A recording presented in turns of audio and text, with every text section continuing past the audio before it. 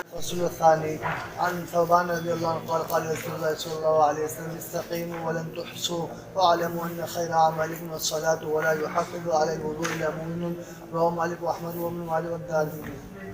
پیغمبر علیہ السلام نے ارشاد فرمایا ٹھیک ٹھیک چلو سیدھے راستے پر جمے رہو ولن تحصوا اور تم پورے طور پر استقامت کا حق ادا نہیں کر سکتے، لیکن اللہ تبارک و تعالیٰ کریم ہے، تم ہلکی پھلکی کوشش بھی کرو گے تو اللہ تبارک و تعالیٰ تمہاری باتوں کو قبول کر لے گا۔ وَاعْلَمُوا أَنَّ خَيْرَ أَعْمَالِكُمُ الصَّلَاةُ، اور یاد رکھو کہ تمہارے اعمال میں سب سے بہترین عمل نماز ہے۔ وَلَا يُحَافِظُ عَلَى الْوُضُوءِ إِلَّا مُؤْمِنٌ، اور وضو کا اہتمام اور پابندی نہیں کرتا مگر مومن، یعنی ہر وقت باوضو رہنا یہ کمال ایمان کی دلیل ہے۔ ایمان کامل کے اعمال میں سے ایک عمل یہ بھی ہے کہ انسان ہمیشہ باوضو رہے، نماز کا وقت ہو یا نہ ہو، جیسے ہی وضو ٹوٹے فوراً دوبارہ وضو کرے۔ عن ابن عمر رضي الله عنه قال قال رسول الله صلى الله عليه وسلم من توضأ على طهر كتب له 10 حسنات رواه الترمذي۔ جس نے پاکی کے باوجود وضو کیا، یعنی وضو پر وضو، تو اس کے لیے 10 نیکیاں لکھی جائیں گی۔ الفصل الثالث عن جابر رضي الله عنه قال قال رسول الله صلى الله عليه وسلم مفتاح الجنة الصلاة ومفتاح الصلاة الطهور رواه جنت مسلم۔ کی کنجی نماز ہے اور نماز کی کنجی طہارت ہے، طہارت کے بغیر نماز نہیں اور نماز کے بغیر جنت کے اندر داخلہ ہے۔ وعن شبيب بن أبي روح عن رجل من أصحاب رسول الله صلى الله عليه وسلم أن رسول الله صلى الله عليه وسلم صلى صلاة الصبح فقرأ روما فالتبس عليه فلما صلى قال ما بال أقوام يصلون معنا لا يحسنون الطهور وإنما يلبس علينا القرآن أولئك رواه النسائي۔ دیکھو وضو کو مکمل کرنا یہ خود انسان کے اپنے لیے تو ضروری ہے ہی، اگر انسان کے وضو میں کھوٹ رہ جائے، کمی اور کوتاہی رہ جائے تو اس کا اثر دوسروں پر بھی پڑتا ہے۔ جس امام کی ابتدا میں وہ نماز پڑھتا ہے، اس کی طہارت کی کوتاہی کا اثر اس کے ذہن پر پڑتا ہے اور کبھی کبھی اس کے ذہن میں خلل پیدا ہوتا ہے، نماز کے اندر سہو ہو جاتا ہے، بھول ہو جاتا ہے۔ اس لیے وضو بہت اچھی طریقے سے اور کامل طریقے سے کرنا چاہیے۔ شبیب ابن ابی روح جو صحابہ کرام میں سے ہیں، وہ نقل کرتے ہیں کہ رسول پاک صلی اللہ علیہ وسلم نے فجر کی نماز پڑھائی، فقرأ الروم، اور سورہ روم کی قرأت فرمائی، فالتبس علیہ، تو آپ کو متشابہ لگ گیا، فلما صلی، جب آپ نماز پڑھ چکے تو ارشاد فرمایا ما بال اقوام یصلون معنا، لوگوں کو کیا ہو گیا ہے کہ ہمارے ساتھ نماز پڑھتے ہیں لیکن وضو اچھی طریقے سے کر کے نہیں آتے ہیں۔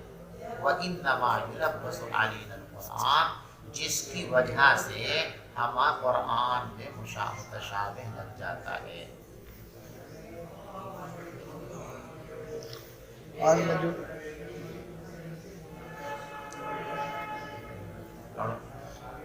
رجل من بني سليم قال عدهن رسول الله صلى الله عليه وسلم في يده أو في يده قال التسبيح نصف الميزان والحمد لله يملأه والتكبير يملأ ما بين السماء والأرض والصوم نصف الصوم۔ یہ سب سے پہلی جو روایت اس باب میں آپ نے پڑھی ہے اسی معنی کی روایت ہے۔ پیغمبر علیہ السلام نے ارشاد فرمایا کہ تسبیح یعنی سبحان اللہ کہنا یہ آدھی ترازو کو بھر دیتا ہے اور الحمدللہ ترازو کو پوری کو بھر دیتا ہے، اور اللہ اکبر کا ثواب آسمان و زمین کے درمیانی خلا کو بھر دیتا ہے۔ والصوم نصف الصبر، اور روزہ صبر ہے۔ والطہور نصف الایمان، اور پاکی اختیار کرنا یہ آدھا ایمان ہے۔ رواہ الترمذی وقال هذا حدیث حسن۔ وعن عبد الله الصنابحي رضي الله عنه صنابحی قال رسول الله صلى الله عليه وسلم إذا توضأ العبد المؤمن فمضمض خرجت الخطايا من یہ فيه۔ روایت بھی پیچھے گزر چکی ہے، اسی مضمون کی یہ روایت۔ اذا توضأ العبد المؤمن، جب مومن بندہ وضو کرتا ہے، فمضمض، اور وہ وضو میں کلی کرتا ہے، خرجت الخطایا من فیہ، تو اس کے منہ کے اندر کے گناہ جھڑ جاتے ہیں۔ جھوٹ بولا ہے، گالی دی ہے، اس طرح کی جو غلطیوں کی وجہ سے منہ میں گناہ ہے وہ نکل آتے ہیں۔ وَإِذَا اسْتَنْثَرَ، اور جب وہ ناک سے پانی سنکتا ہے تو اس کی ناک سے گناہ نکل آتے ہیں۔ وَإِذَا غَسَلَ وَجْهَهُ خَرَجَتِ الْخَطَايَا مِنْ وَجْهِهِ، اور جب وہ چہرہ دھوتا ہے تو اس کے چہرے سے گناہ نکل آتے ہیں، یہاں تک کہ اس کی پلکوں کے نیچے سے بھی گناہ نکل آتے ہیں۔ فَإِذَا غَسَلَ يَدَيْهِ، اور جب وہ اپنے دونوں ہاتھ دھوتا ہے، خَرَجَتِ الْخَطَايَا مِنْ يَدَيْهِ، تو اس کے دونوں ہاتھوں سے گناہ جھڑتے ہیں، حَتَّى تَخْرُجَ مِنْ تَحْتِ أَظْفَارِ يَدَيْهِ، یہاں تک کہ ناخن کے نیچے سے بھی گناہ نکلتے ہیں۔ یعنی مبالغہ ہے، یعنی گناہ باقی ہی، بھائی اوپر کی چیز تو پانی ڈالتے بہ جائے گی تو اندر جو نکلے گی تو مبالغہ ہے، کہ کوئی گناہ بچے گا نہیں، جو چھپی ہوئی جگہ بھی وہ بھی نکل آئیں گے۔ فَإِذَا مَسَحَ بِرَأْسِهِ خَرَجَتِ الْخَطَايَا مِنْ رَأْسِهِ، اور جب وہ سر کا مسح کرتا ہے تو سر سے گناہ نکل آتے ہیں، یہاں تک کہ اس کے کانوں سے بھی نکل آتے ہیں، کان بھی سر کا حصہ ہے۔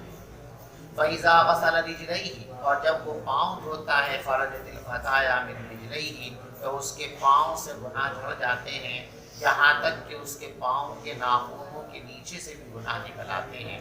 ثُمَّ كَانَ مَشْيُهُ، اب دیکھو سارے گناہ تو ختم ہو گئے، اب وہ گھر سے مسجد کے لیے چلے گا، تو اب یہ گناہ تو جھڑ چکے، اب کیا ہوگا؟ اب یہ ثواب میں اضافہ ہوگا۔ پھر اس کا مسجد کی طرف چلنا اور اس کا نماز پڑھنا نافلۃ لہ، یہ اس کے ثواب میں اضافہ ہوگا۔ رواہ مالک والنسائی۔ وعن ابي هريره رضي الله عنه ان رسول الله صلى الله عليه وسلم اتى المقبره فقال السلام عليكم دار قوم مؤمنين وانا ان شاء الله بكم لاحقون وددت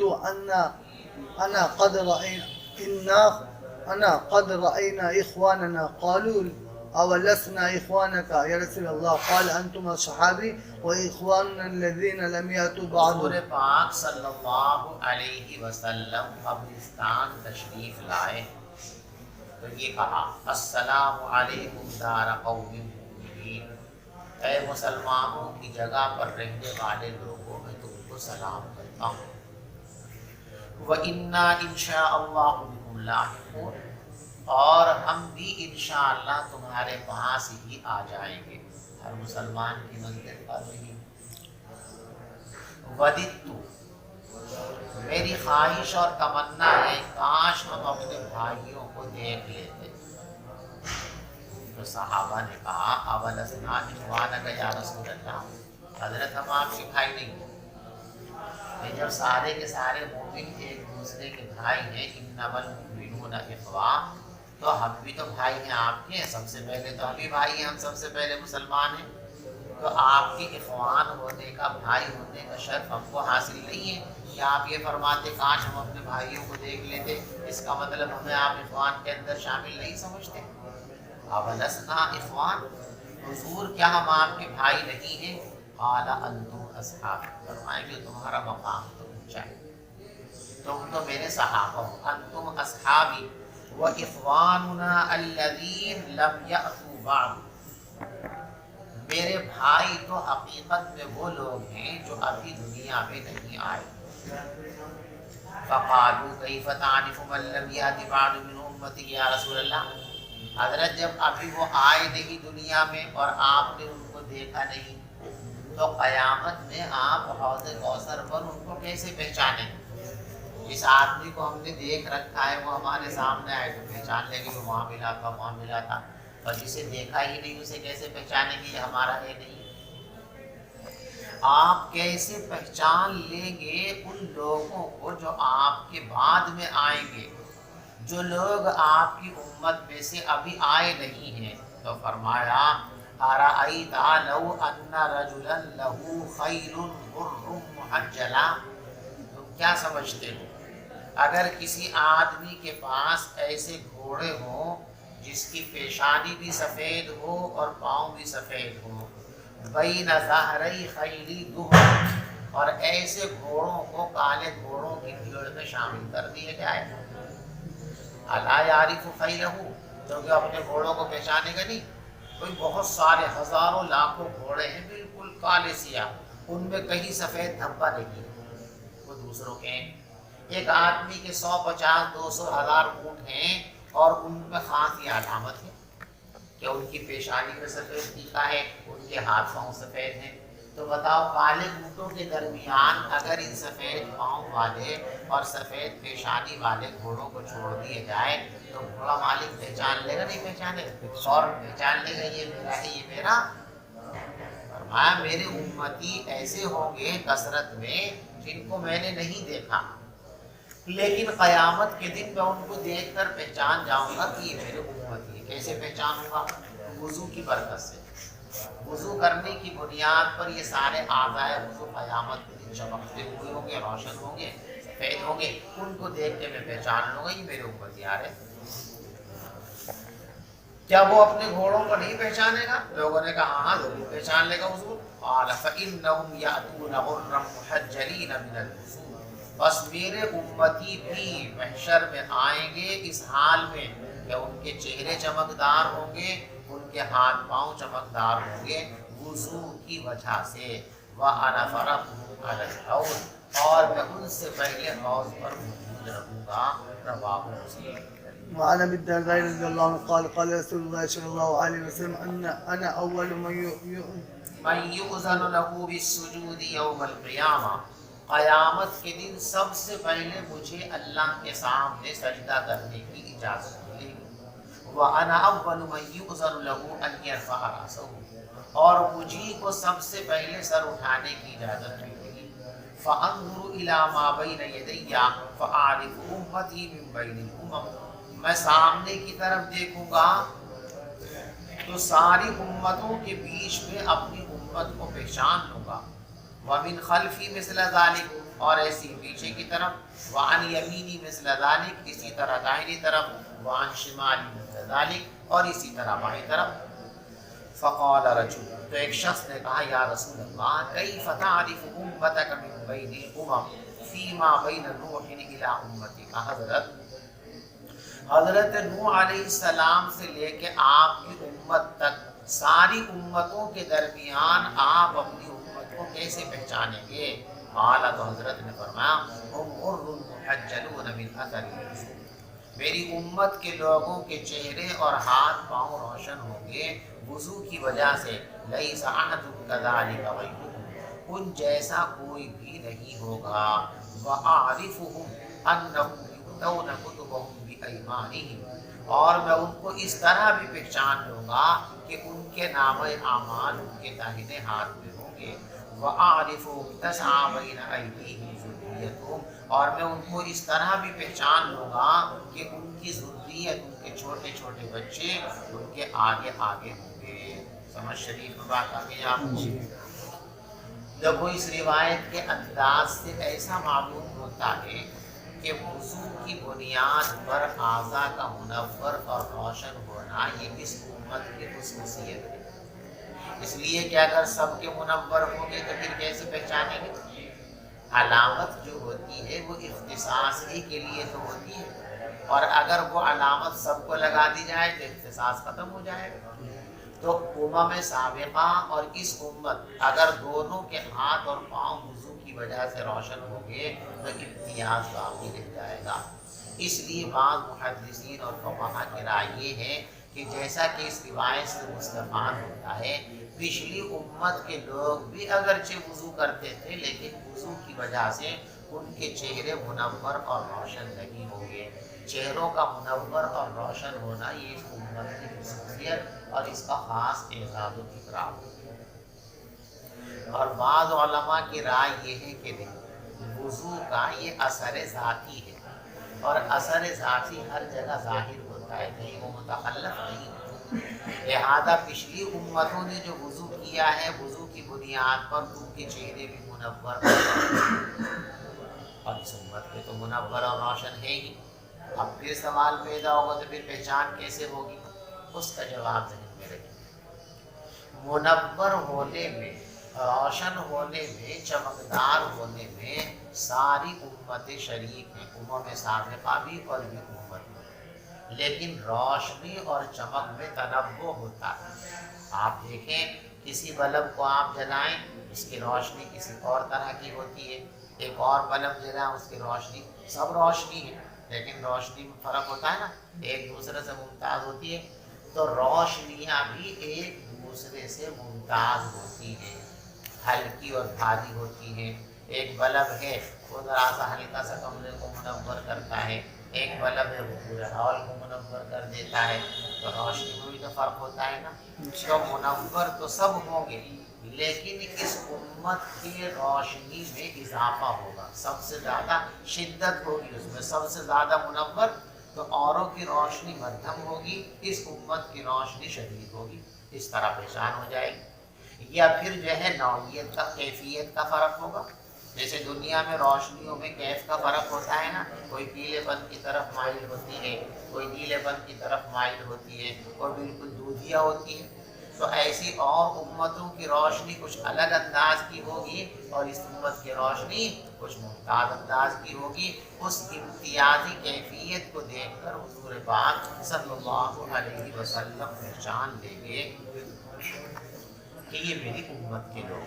چلیے باب ما یوجب الوضوء، ان چیزوں کا بیان جو وضو کو لازم کرتی ہے، یہ وہی باب ہے جو آپ نے فقہی کتابوں کے اندر پڑھا، باب نواقض الوضو، فصل فی نواقض الوضو، یعنی یہاں سے نواقض وضو کا بیان شروع فرما رہے ہیں، کن کن چیزوں کے پیش آنے سے وضو ٹوٹ جاتا ہے۔ عن ابي هريره رضي الله عنه قال قال رسول الله صلى الله عليه وسلم لا تقبل صلاه من احدث حتى يتوضا، متفق عليه۔ پیغمبر علیہ السلام نے ارشاد فرمایا اس شخص کی نماز قبول نہیں ہوتی ہے جو حدث کر دے، یہاں تک کہ وہ وضو کر لے، یعنی حدث سے وضو ٹوٹ جاتا ہے۔ پاخانے کے راستے سے نکلنے والی ہوا، پاخانے کے راستے سے نکلنے والی گندگی، پیشاب، پاخانہ، یہ سب حدث اصغر ہیں، ان کے پیش آنے سے وضو جاتا رہتا ہے، یہ دو سب چیزیں نواقض وضو۔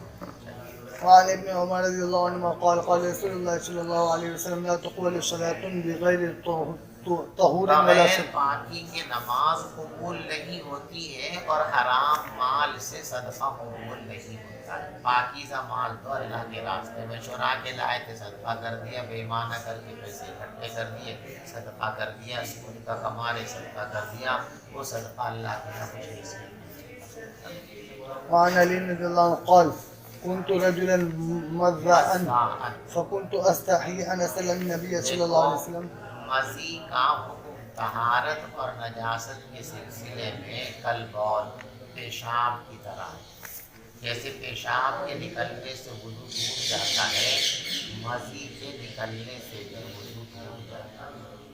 پیشاب بدن پر یا کپڑوں پر لگ جائے تو اتنے حصے کو دھونا فرض ہے، مزی بھی بدن کے جس حصے پر، کپڑے کے جس حصے پر لگ جائے تو اس کو دھونا بھی فرض ہوتا ہے۔ سمجھ میں آ گئی بات؟ حضرت علی فرماتے ہیں کہ میں ایسا شخص تھا کہ مجھے مزی بہت آتا ہے، دیکھو یہ ایک لیس دار چکنی سی رطوبت ہوتی ہے، بعض لوگوں کو یہ رطوبت صرف اور صرف جو ہے صحبت میں انزال کے وقت آتی ہے، کیونکہ منی انتہائی زور سے نکلتی ہے، اچھل کر اور قوت کے ساتھ، اور جس راستے سے نکلتی ہے وہ انتہائی نازک کھال ہے، تو وہ کھال چھل جائے، زخمی ہو جائے، اس لیے اللہ کا نظام ہے عجیب و غریب۔ جب انسان صحبت کرتا ہے تو صحبت کے وقت جب انزال کا وقت ہوتا ہے تو پہلے یہ مزی نکلتی ہے، ریزدار، اس کے پیچھے پیچھے منی آتی ہے، تو اس چکناہٹ کی وجہ سے اس راستے کے اندر کوئی تکلیف نہیں ہوتی، تو اس وقت نکلتی ہے رات کو مزید، لیکن اس کا پتہ نہیں چلتا، اس لیے کو منی کے اندر مل جاتی ہے۔ لیکن بعض لوگوں کے اندر یہ مزید زیادہ مقدار میں بنتی ہے اور ان کی قوت انسان کمزور ہوتی ہے، تو ان کو کبھی کبھی پیشاب کرنے کے ساتھ ساتھ مزید بھی نکل آتی ہے۔ اس وقت بھی کوئی مسئلہ نہیں ہے، اس لیے کہ جب پیشاب نکلا تو پیشاب تو نافذ وضو ہے ہی، لہٰذا علیحدہ سے مزید کا کوئی ان کو بتانے کی ضرورت نہیں ہو، تو پیشاب کے تابع۔ بعض لوگوں میں اور زیادہ اس کا غلبہ ہوتا ہے کہ ذرا سا وہ شہوت کا تصور اور خیال کر لیں تو فوراً ان کو مزید آ جاتی ہے، اب مسئلہ پیدا ہوتا ہے، اب کیا کریں؟ تو اس کے واسطے مسئلہ بتا دیا کہ جب بھی کسی انسان کو شہوت کا خیال ہو اور یہ مزید نکل آئے، یہ چکنی رطوبت نکل آئے، تو اس کا وضو ٹوٹ گیا۔ اب اس کو وضو کرنا بھی ضروری ہے، اور اگر وہ کپڑے اور بدن پر لگ گئی رطوبت تو اس کو حضرت علی رضی اللہ تعالیٰ کو بھی مزید کثرت کے ساتھ ذرا سا بیوی سے کچھ اس طرح کی باتیں کر لی۔ اب حضرت سے مسئلہ پوچھیں تو شرم آتی تھی، یعنی یوں جا کے کہیں کہ حضرت جب میں اپنی بیوی سے کچھ باتیں کرتا ہوں ادھر ادھر کی تو مزید نکل آتی ہے، تو ان کی بیوی کون ہے؟ حضور کی صاحبزادی، شرم آئے گی نا۔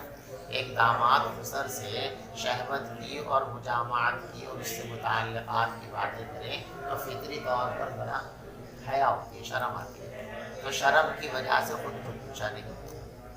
ان کے دوست نے حضرت مقداد رضی اللہ تعالیٰ ان سے کہا میرا نام بدنی عمومی سوال کرنا کہ کسی آدمی کو اگر مزید آ جائے تو کیا کرے؟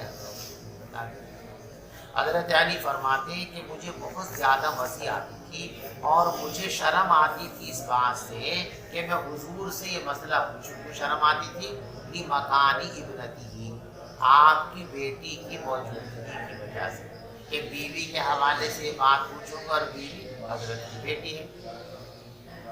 فَأَمَرْتُ الْمِقْدَادَ، تو میں نے حضرت مقداد رضی اللہ تعالیٰ کو حکم دیا، فَسَأَلَهُ، انہوں نے حضرت سے پوچھا تو حضرت نے جواب دیا، يَغْسِلُ ذَكَرَهُ وَيَتَمَسَّحُ، جس کو مزید نکلے وہ اپنے عضو تناسل کو دھو لیا کرے، یعنی جہاں جہاں مزید لگی اس کو دھو لیا کرے اور وضو کر لیا کرے۔ وعن ابي هريره رضي الله عنه قال سمعت رسول الله صلى الله عليه وسلم يقول توضؤوا مما مست النار، رواه مسلم۔ قال الشيخ کچھ احکام ایسے ہیں جو شروع زمانے میں معمول بھی تھے لیکن بعد میں ان کو منسوخ کر دیا گیا تھا، ان پر عمل کرنا چھوڑ دیا گیا تھا۔ انہی میں سے ایک جو ہے آگ پر پکی ہوئی چیزوں کو کھانے سے وضو ٹوٹنا۔ پہلے زمانے کے اندر شریعت کا حکم نہیں تھا کہ کوئی بھی کھانے کی چیز آگ پر پکا کر تیار کی گئی ہے اور کسی نے اس کو کھا لیا تو اس کا وضو ہے۔ اب اس کو نماز پڑھنے کے لیے پہلے وضو کرنا پڑے گا، تب اس کی نماز درست ہوگی۔ لیکن کچھ دن کے بعد رسول پاک صلی اللہ علیہ وسلم نے اس کو کینسل کر دیا کہ اب یہ حکم نہیں ہے، آگ پر پکا ہوا کھانا کھانے سے وضو نہیں ہوتا ہے۔ پیغمبر علیہ السلام والسلام یوں فرماتے تھے، توضؤوا مما مست النار، وضو کیا کرو ان چیزوں کو کھا کر جنہیں آگ نے چھوا ہے، رواہ مسلم۔ یہاں تک حدیث ہو گئی۔ قال الشیخ الامام الاجل محی السنہ، محی السنہ صاحب مساوی رحمۃ اللہ علیہ ارشاد فرماتے ہیں، ھذا منسوخ، یہ حدیث منسوخ ہو گئی ہے حضرت عبداللہ ابن عباس رضی اللہ تعالیٰ کی حدیث کے ذریعے۔ قال ان رسول الله صلى الله عليه وسلم قال اكل كتف شاة ثم صلى ولم يتوضا، متفق عليه۔ ہاں، یہ ہے وہ روایت جو اس کے لیے ناسخ ہے۔ رسول پاک صلی اللہ علیہ وسلم نے بکری کے شانے کا گوشت کھایا، پھر آپ نے نماز پڑھی اور وضو نہیں فرمایا، پہلے ہی وضو کافی سمجھا تو معلوم ہو آگ پر پکی ہوئی چیز کے ذریعے وضو نہیں ٹوٹتا ہے۔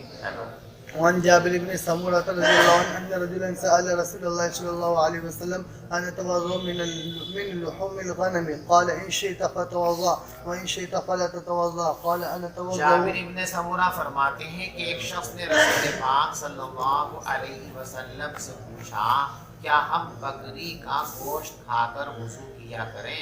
آپ نے فرمایا کہ ان شئت فتوضأ، بھائی تمہاری مرضی، چاہو تو وضو کر لے، وہ ضروری نہیں ہے. وَإِن شِئْتَ فَلَا تَتَوَضَّأْ، اور اگر تم چاہو تو وضو کیا کرو. پھر اس شخص نے پوچھا أَنَتَوَضَّأُ مِن لُحُومِ الْإِبِلِ، حضرت اونٹ کا گوشت کھانے کے لیے وضو کھانے کے بعد وضو کیا کریں؟ فرمایا ہاں وضو کیا کرو اونٹ کا گوشت کھا کر. دیکھو ایک تو جواب اس کا یہ ہے کہ یہ بھی منسوخ ہے. دوسرا جواب اس کا یہ ہے کہ یہاں وضو سے مراد وضو لغوی کلی کرنا.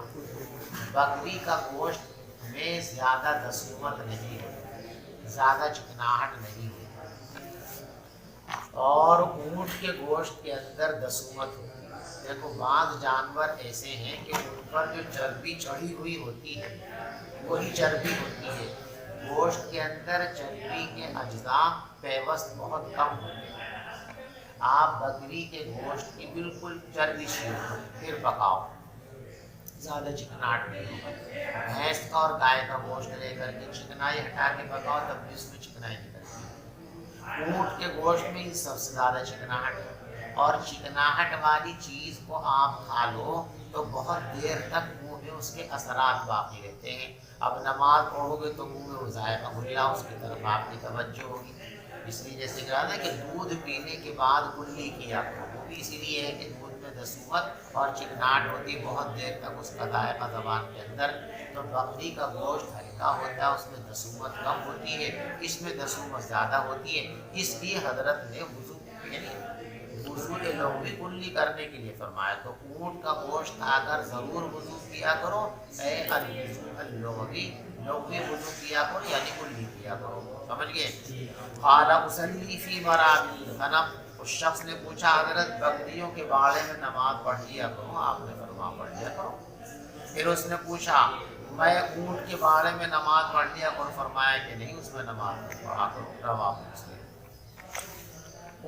وعن ابي هريره رضي الله عنه قال قال رسول الله صلى الله عليه وسلم اذا وجد احدكم في بطنه شيئا فاشكل عليه اخرج منه شيء ام لا. پیغمبر علیہ السلام نے ارشاد فرمایا جب تم میں سے کوئی آدمی اپنے پیٹ کے اندر کچھ محسوس کرے، کبھی کبھی پیٹ کے اندر ہوائیں گردش کرتی رہتی ہیں، کبھی نیچے کو آگے کبھی اوپر کو چڑھ گئی، کبھی نیچے اوپر کو چڑھ گئی. کبھی تو یہ ہے کہ تقاضا ہوا ایک دم سے نکل جاتی ارادہ کرنے، کبھی نکلتی نہیں، آئی ایسا نکلے کہ اوپر کو چڑھ گئی. اب کوئی آدمی نماز کی نیت باندھے ہوئے ہوا ایسی گردش کرنی پیٹ کے اندر، اب اسے شبہ ہو گیا نکل تو نہیں گئی کچھ ہوا، کہتے شبہ کی بنیاد پر وضو نہیں ٹوٹے گا. جب یقین ہو جاوے کہ ہاں نکل چکی ہے اور پیچھے جاؤ وضو کر کے آؤ نماز کے بنا. سمجھ گئے بھی؟ جب تم میں سے کوئی شخص پیٹ کے اندر کچھ گڑبڑ محسوس کرے اور اس کو یہ شک ہونے لگے کہ ہوا نکلی یا نہیں نکلی، تو وہ مسجد سے نہ نکلے، یعنی نماز کو قطع نہ کرے یہاں تک کہ وہ آواز سن لے یا وہ محسوس کر لے. یعنی خروج ریح کا یقین حاصل ہو جائے کسی بھی طریقے سے تو وضو ٹوٹ گیا. جب تک یقین نہ ہو تو وضو نہیں ٹوٹا.